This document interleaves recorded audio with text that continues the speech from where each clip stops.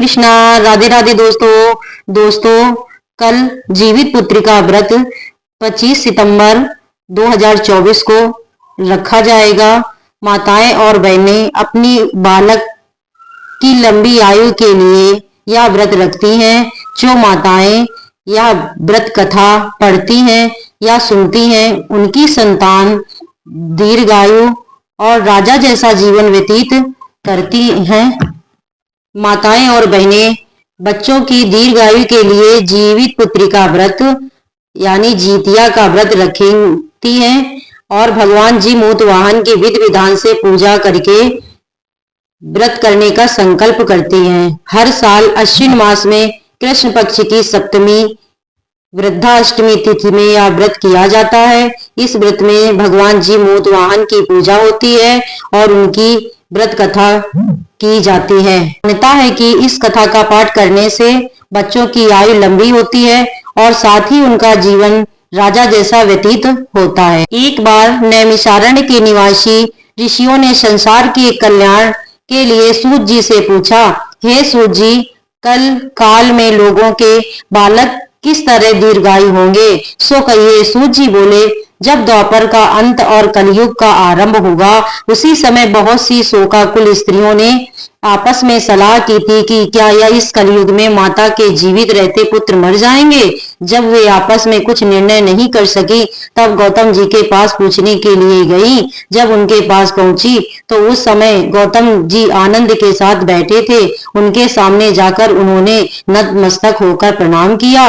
स्त्रियों ने पूछा, हे प्रभु, इस कलयुग में लोगों के पुत्र किस तरह जीवित रहेंगे, इसके लिए कोई व्रत बताइए। इस तरह उनकी बात सुनकर गौतम जी बोले, आपस में वही बात कहूंगा जो मैंने पहले सुन रखा है। गौतम जी ने कहा, जब महाभारत युद्ध का अंत हो गया और द्रोण पुत्र अश्वत्थामा के द्वारा अपने बेटों को मरा देखकर सब पांडव बड़े दुखी हुए, तो पुत्र के शोक से व्याकुल होकर द्रौपदी अपनी सखियों के साथ ब्राह्मण श्रेष्ठ धौम्य के पास गई और उसने धौम्य से कहा, हे विप्र, कौन सा उपाय करने से बच्चे दीर्घायु हो सकते हैं, कृपा करके बताइए। धौम्य बोले, सतयुग में सत्य वचन बोलने वाला, सत्याचरण करने वाला जी मूत वाहन का एक राजा था। एक बार वह अपनी स्त्री के साथ अपनी ससुराल गया और वही रहने लगा। एक दिन आधी रात के समय पुत्र के शोक से व्याकुल होकर स्त्री रोने लगी। वह अपने बेटे के दर्शन से निराश हो चुकी थी। उसका पुत्र मर गया। वह रोती हुई कहती थी, मुझ बुढ़िया माता के सामने मेरा बेटा मर गया। उसका रुदन सुनकर राजा जी मूत वाहन का तो मानो हृदय बहुत ही दुखी हो गया। वह तत्काल उसी स्त्री के पास गया और उससे पूछा, बेटा कैसे मर गया। बूढ़ी माँ ने कहा, गरुड़ प्रतिदिन आकर गांव के लड़कों को खा जाता। इस प्रकार दयालु राजा ने कहा, माता, अब तुम रो मत, आनंद से बैठो, मैं तुम्हारे पुत्र को बचाने का प्रयत्न करता हूँ। ऐसा कहकर राजा उस स्थान पर गया जहाँ गरुड़ आकर प्रतिदिन मांस खाया करता था। उसी समय गरुड़ भी उस पर टूट पड़ा और मांस खाने लगा। जब अतिशय तेजस्वी गरुड़ ने राजा का बायां अंग खा लिया तो झटपट राजा ने अपना दाहिना अंग फेंक कर गरुड़ के सामने कर दिया। यह देखकर गरुड़ जी ने कहा, तुम कोई देवता हो? कौन हो तुम? मनुष्य तो नहीं जान पड़ते। अच्छा, अपना जन्म और कुल बताओ। पीड़ा से व्याकुल राजा ने कहा, हे पक्षीराज, इस तरह के प्रश्न करना व्यर्थ है, तुम अपनी इच्छा पूर्ति करो। यह सुनकर गरुड़ रुक गए और बड़े आदर के साथ राजा के जन्म और कुल की बात पूछने लगा।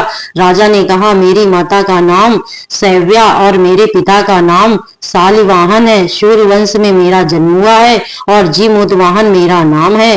राजा की दयालुता देखकर गरुड़ ने कहा, हे महाराज, तुम्हारे मन में जो अभिलाषा हो वह वर मांगो। राजा ने कहा, हे पक्षीराज, यदि आप मुझे वर दें तो मैं वर मांगू अपने जब तक जिन प्राणियों को खाया वे सब जीवित हो जाएं। हे स्वामी, सबसे आप या बालक को ना खाएं और कोई ऐसा उपाय करें कि जहां जो उत्पन्न हो वे लोग बहुत दिनों तक जीवित रहें। धौम्य ने कहा कि पक्षीराज, गरुड़ राजा को वरदान देकर स्वयं अमृत के लिए नागलोक चले। वहां से अमृत लाकर उन्होंने उन मरे मनुष्यों को हड्डियों पर बरसाया। ऐसा करने से सब लोग जीवित हो गए जिनको कि पहले गरुड़ ने खाया था। राजा के त्याग और करुण की कृपा से वहां सभी के कष्ट दूर हो गए। इस प्रकार राजा के शरीर की शोभा दुगनी बढ़ गई। राजा की दयालुता देखकर गरुड़ ने फिर कहा, मैं संसार के कल्याण से एक और वरदान दूंगा। आज अश्विन कृष्ण सप्तमी से रहित शुभ अष्टमी तिथि है। आज ही तुमने यहाँ की प्रजा को जीवन दान दिया।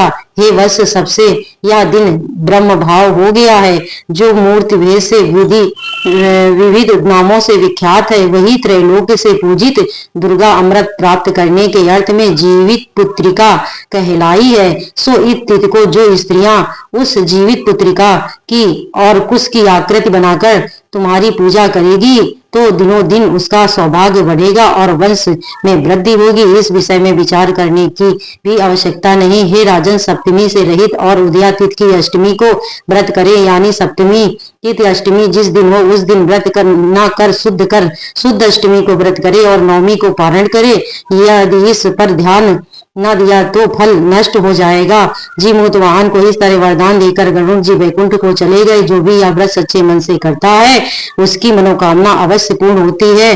बोलिए जीमूत वाहन की जय। अगर दोस्तों मेरा ये वीडियो आपको अच्छा लगे तो प्लीज लाइक और सब्सक्राइब अवश्य करिए, जिससे आपका प्यार मुझे प्राप्त हो सके। धन्यवाद दोस्तों।